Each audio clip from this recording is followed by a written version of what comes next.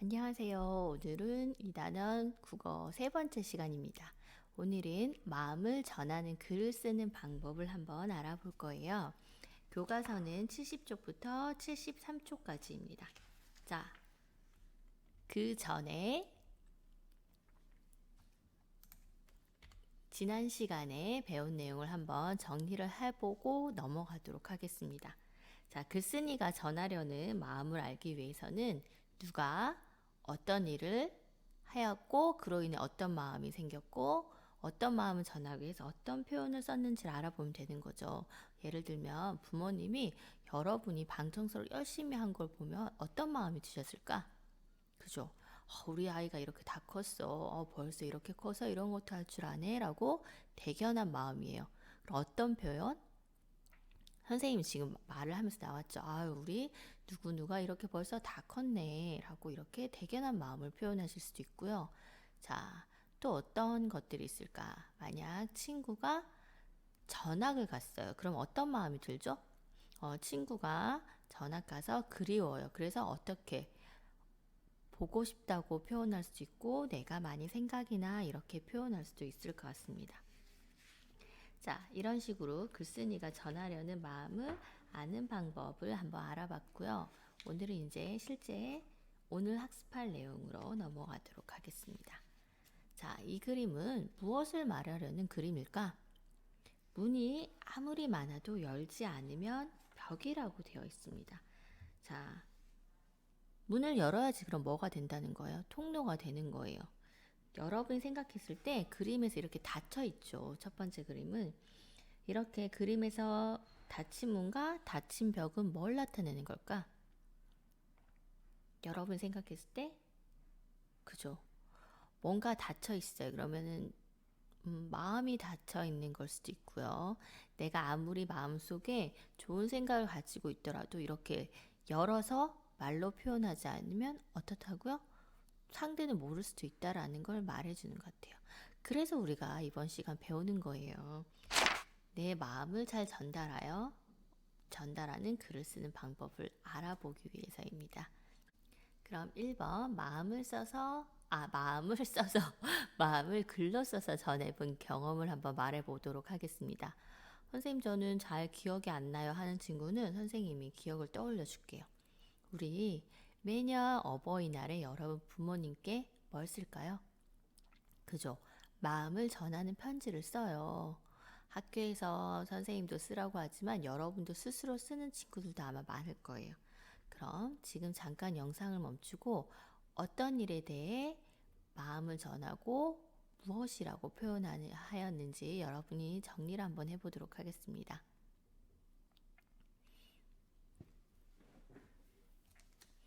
모두 잘 정리해 보았나요? 어때요? 자, 선생님은 그냥 예시답인데 여러분이랑 아마 비슷할 것 같아요. 선생님 딸도 그래. 매년 쓰는 말 중에 꼭 들어가는 게 저를 먹여주시고, 입혀주시고, 재워주시고, 키워주시고, 사랑으로 감싸주셔서 굉장히 어떻다고 표현할까요? 그죠? 감사합니다 라는 표현을 많이 써요. 그리고 표현이라는 것 자체에다가 이렇게 부모님 말씀 잘 듣고 훌륭하게 커서 은혜에 보답하겠습니다 라고 표현도 하지만 가장 기본적으로 많이 쓴 게 부모님 감사합니다. 그죠? 감사합니다라는 단어가 딱 들어가게 표현을 하는 것 같아요. 그래서 앞으로 더욱더 잘하겠습니다. 라고 많이 표현하죠. 이게 매년 똑같이 어버이날에 똑같은 내용의 편지를 쓰지만 이거를 매년 받을 때마다 그래도 부모님은 우리 아이가 이렇게 나를 생각해 주고 있구나 라고 생각하면서 기분이 좋으실 거예요. 그러니까 내년, 그죠? 올해는 이미 썼고 내년 어버이날에 또 여러분 이렇게 마음을 전하는 글을 쓰는 방법을 잘 배워서 내년에도 편지를 쓰면은 좋을 것 같습니다. 이제 이번 문제를 그럼 한번 풀어보도록 하겠습니다. 아들을 향한 아버지의 마음을 생각하며 안창호 선생이 아들에게 쓴 편지를 한번 같이 읽어볼 건데요. 여러분, 안창호 선생이 누구실까요? 여기저기서 막 대답하는 소리가 들리는 것 같아. 맞아요. 우리 어때요? 우리에겐 조금 가슴 아픈 역사가 있죠.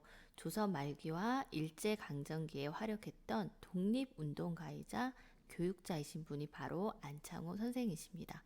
그 당시에 역사적 배경은 여러분 아직 알긴 좀 어렵죠. 근데 우리나라가 일제 치하에 있으면서 굉장히 좀 힘들었던 시대였어요. 이때 아들에게 그럼 어떤 내용의 편지를 써주셨을까? 같이 한번 읽어보도록 하겠습니다.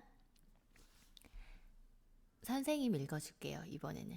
사랑하는 아들 필립. 어머니의 편지를 받아보았다. 내가 넘어져 팔을 다쳤다는 소식이 들어있어 매우 걱정되는구나. 팔이 낫거들랑 내게 바로 알려라. 한 학년 올라가게 된 것을 축하한다. 아버지는 무척 기쁘구나. 나는 이곳에 편안히 잘 있다. 미국 국회의원들이 동양에 온다고 해 홍콩으로 왔다만 그들이 이곳에 들르지 않아 만나지는 못했단다. 나는 곧 상하이로 돌아갈 거란다.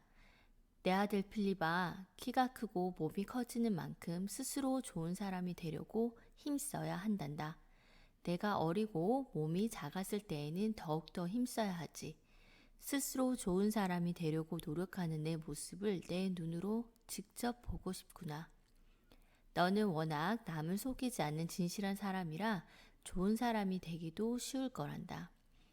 좋은 사람이 되려면 진실하고 깨끗해야 해. 또 좋은 친구를 가려 사귀어야 한단다. 그게 좋은 사람이 되는 첫 번째 조건이지. 더욱 부지런해져라. 어려운 일도 열심히 견디거라. 책은 부지런히 보고 있니? 아무 책이나 읽지 말고 좋은 책을 골라 꾸준히 읽어라. 좋은 책을 가려 보는 것이 좋은 사람이 되는 두 번째 조건이란다. 좋은 친구를 사귀고 좋은 책을 읽는 일을 멈추지 말아라. 책은 두 종류를 택하렴.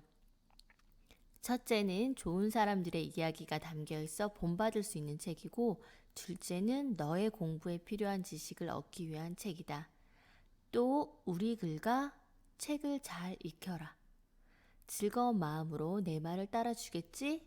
너를 믿는다. 1920년 8월 3일 홍콩에서 아버지가. 모두 선생님과 함께 안창호 선생이 아들에게 쓴 편지를 잘 읽어보았나요? 선생님이 편지를 읽으면서 가장 조금 기억에 남는 부분이 여러 좋은 얘기도 많지만 이 부분이 참 기억에 남네요.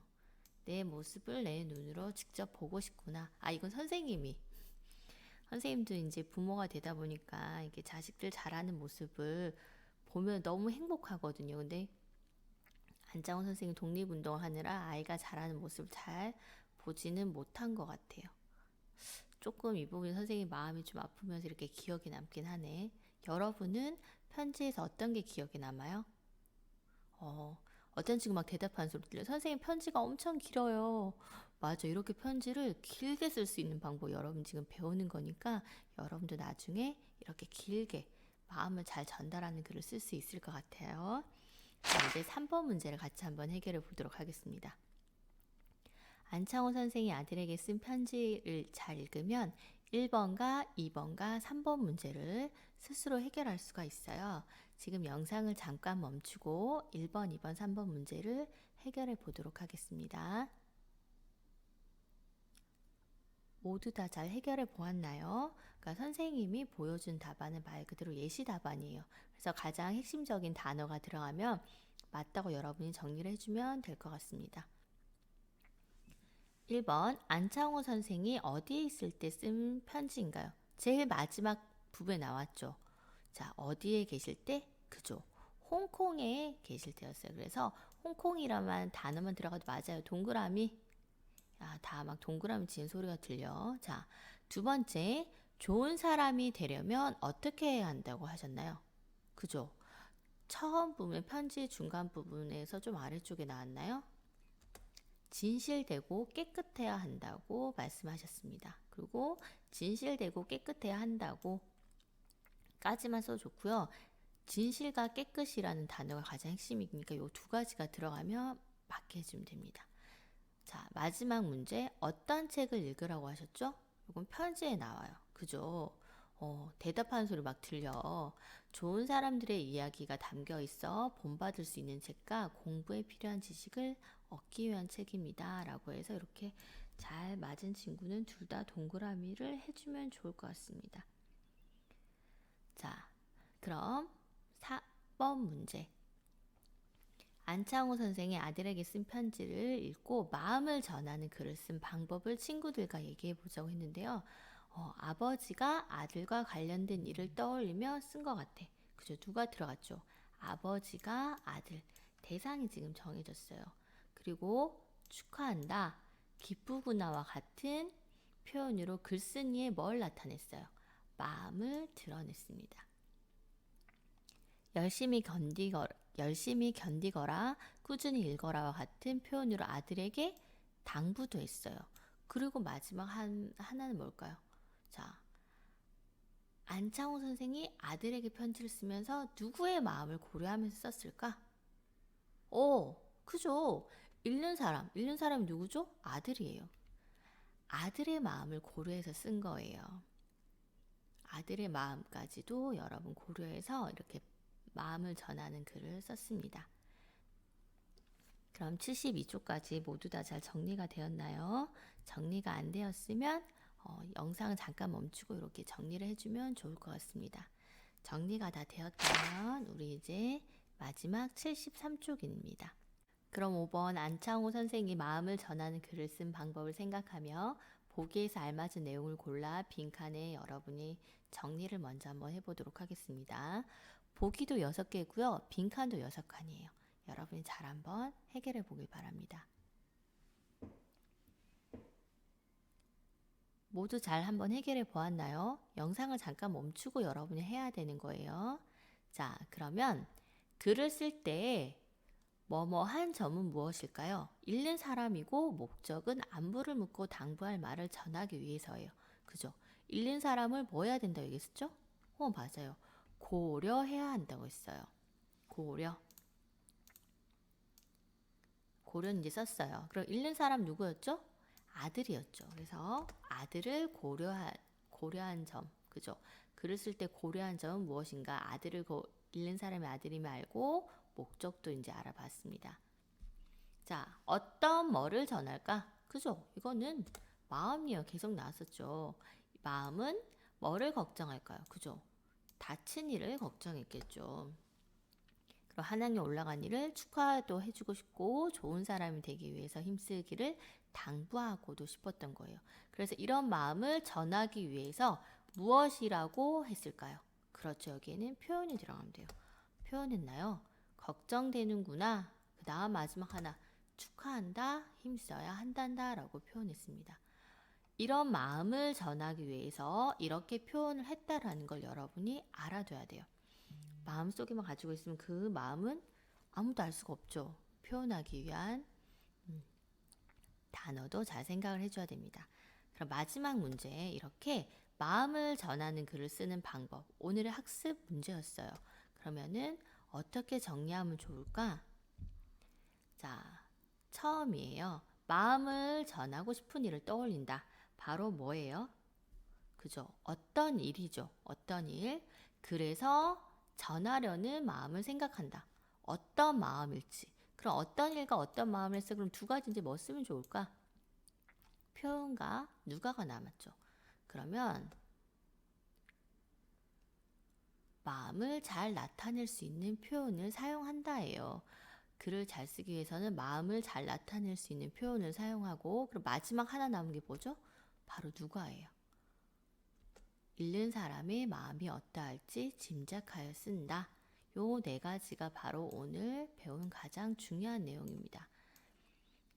다시 한번 읽어볼까요? 마음을 전하고 싶은 일을 떠올리고, 그래서 전하려는 마음을 생각을 해요. 그럼 이 마음을 잘 나타낼 수 있는 표현을 사용하고 읽는 사람의 마음이 어떠할지 짐작하여 글을 쓴다면 여러분도 누구보다 더 마음을 전하는 글을 잘 쓰는 사람이 될 것이라고 생각합니다. 그럼 마지막, 우리 처음에 나왔었어요. 자, 문은 아무리 많아도 열지 않은 벽인 거죠. 결국 선생님이 얘기하고 싶은 건 이 말이었어요. 사랑은 세상에서 가장 위대한 말이래요. 그런데 그 마음을 상대방에게 표현하기는 쉽지 않대요. 학년이 높아지고 나이가 많아질수록 마음을 전하는 일이 더 어렵게만 느껴진다고 합니다. 그렇지만 마음을 표현하고 서로 나누면 사랑의 힘이 더 커질 것 같대요. 이제 자석처럼 사람을 끌어당기는 아름다운 말을 가슴에서 꺼내보세요. 사랑해. 자, 오늘 이 수업을 듣고 여러분 오늘의 숙제예요. 여러분 부모님께 혹은 여러분이 정말 좋아하는 친구에게 오늘 어떤 말을 표현해 보라는 걸까요? 말로 먼저 사랑해 라고 표현을 한번 해보면 좋겠습니다. 부모님 돌아오시면 사랑해요 하고 꼭 안아주면은 최고. 자, 오늘도 모두 즐겁게 공부했나요? 오늘도 모두 행복해지면 좋겠습니다. 우리 다음 시간에 또 만나요. 안녕.